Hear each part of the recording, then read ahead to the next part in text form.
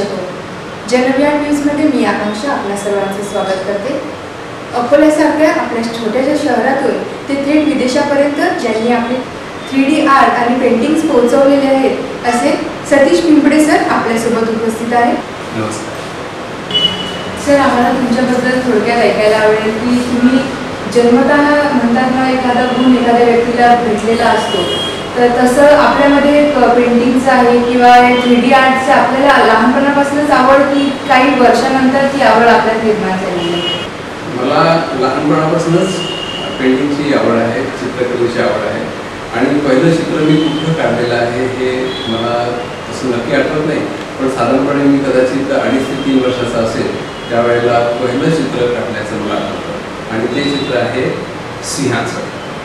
आणि ही कला जी आहे ही माझ्याकडे पूर्वीपासूनच आली असावी असं मला नेहमी वाटत आहे आणि जसं जसं मला समजायला लागलं तसं असं मी मोठा झालो तसं मग या कलेमध्ये मी अजून साधना करत गेलो आणि मला जे जे काही करता येण्यासारखं आहे ते पेंटिंगमध्ये, चित्रकलेच्या व्यवसायामध्ये म्हणा किंवा शिल्पकलेच्या क्षेत्रामध्ये, चित्रकलेच्या क्षेत्रामध्ये मी माझं साधना जी आहे ती पुढे चालवतो।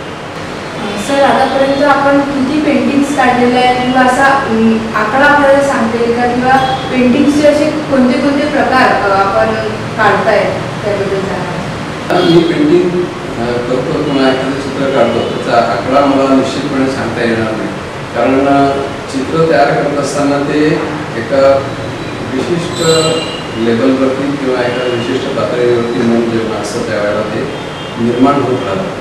मग त्यामधून कधी कधी अभ्यास देखील होत राहतो, अभ्यासातून चित्र, चित्रातून अभ्यास असं हे एकमेकाला लागलेल्या या सगळ्या गोष्टी असतात, त्याच्यामुळे निश्चित असा आकडा मला काही सांगता येणार नाही, पण खूप माझ्या हातून चित्र तयार झालेली आहेत आणि ती बहुतेक सर्व प्रकारची चित्र मी तयार केलेली आहेत। ज्याच्यामध्ये सगळ्यात सोपं आणि छान चांगलं माध्यम जे आहे ते म्हणजे पेन्सिल आणि पेन।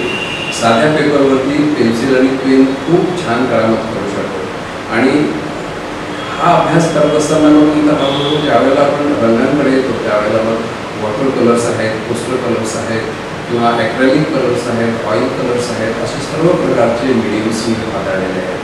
त्याच्यामध्ये कॅनव्हास पेंटिंग्स देखील मी बरेच केलेले आहेत, छोट्या आकारापासून मोठ्या आकारापर्यंत मी पेंटिंग्स केलेले आहेत। ऑन द स्पॉट पोर्ट्रेट्स देखील मी केलेले आहेत, म्हणजे प्रत्यक्ष एखादी व्यक्ती समोर बसलेली असेल तर तिचं साधारणपणे 45 ते 1 तासामध्ये पोर्ट्रेट कम्प्लीट होऊ शकतं आणि अशा प्रकारचे खूप डेमॉन्स्ट्रेशन्स माझे झालेले आहेत। अकोला शहरापासून ते विदेशापर्यंत आपले पोर्ट्रेट्स, पेंटिंग्स केलेले आहेत, तर आपण विदेशातल्या कोणत्या शहरापर्यंत आतापर्यंत पोहोचलेले आहे आणि किती पोर्ट्रेट्स आपले विदेशात सुद्धा गेलेले आहेत आणि असं एखादा विशिष्ट पोर्ट्रेट जो तुम्हाला आठवतोय की तो खूप असा विशेष होता?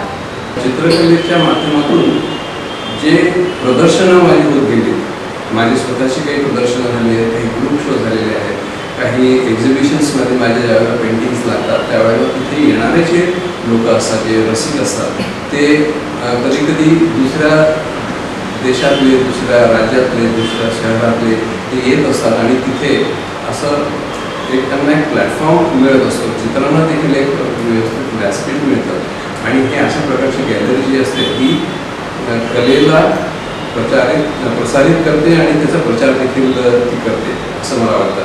तर माझी चित्र जी आहेत ती स्वित्झर्लंडला गेलेली आहेत, कॅनडामध्ये गेलेली आहेत, अमेरिकेला गेलेली आहेत, आणखी बऱ्याच ठिकाणी गेलेली चित्र आहेत। लंडन मेट्रोपॉलिटन युनिव्हर्सिटीने माझे पेंटिंग्स घेतलेले आहेत आणि तिथले जे डेप्युटी व्हाईस चान्सलर आहेत त्यांच्याकडे देखील माझे पेंटिंग्स आहेत।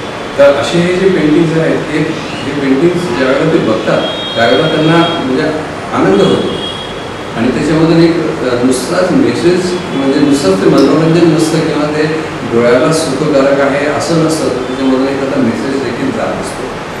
सर, तुम्हाला एक शेवटचा प्रश्न विचारू इच्छिते की ज्याप्रमाणे आपण विदेशात सुद्धा गेलेले आहात पण आपली जी नाळ आहे ती अकोल्याशी जोडलेली आहे, तर अकोल्यासाठी तुम्ही कोणती पेंटिंग म्हणा किंवा असं विशिष्ट काय काम आपण अकोल्यात सुद्धा केलेलं आहे त्याबद्दल थोडक्यात ऐकायला आवडेल? अकोला आणि आसपासच्या परिसरामध्ये माझे बरेच पेंटिंग्स, बरेच डुडल्स, बरेच स्कल्पचर्स लागलेले आहेत।